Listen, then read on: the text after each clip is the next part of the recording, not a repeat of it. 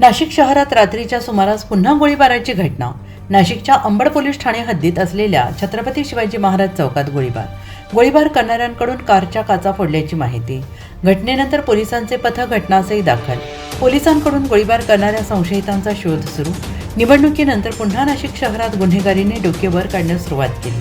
नाशिकच्या सिडको परिसरात 2 दिवसांपूर्वी टोळक्यांनी वाहनांची तोडफोड करत माजवली होती दहशत। अंबड पोलीस ठाण्याच्या हद्दीत छत्रपती शिवाजी चौकात गोळीबाराची घटना घडल्याचे कळते आहे आणि यावेळी संशयितांनी एका 4 चाकी गाडीच्या काचा देखील फोडल्या असल्याचे समजत आहे।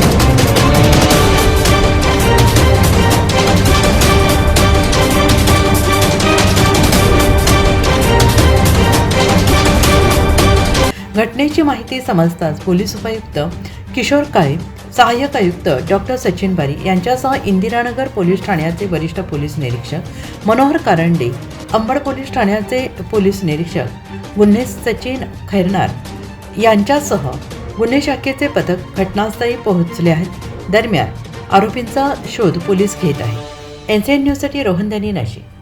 शुद्धतेची खात्री आणि परंपरेचा विश्वास घेऊन आले आहेत कैलास आडगावकर ज्वेलर्स। कैलास आडगावकर ज्वेलर्स, जिथे सौंदर्याला मिळतो विश्वास।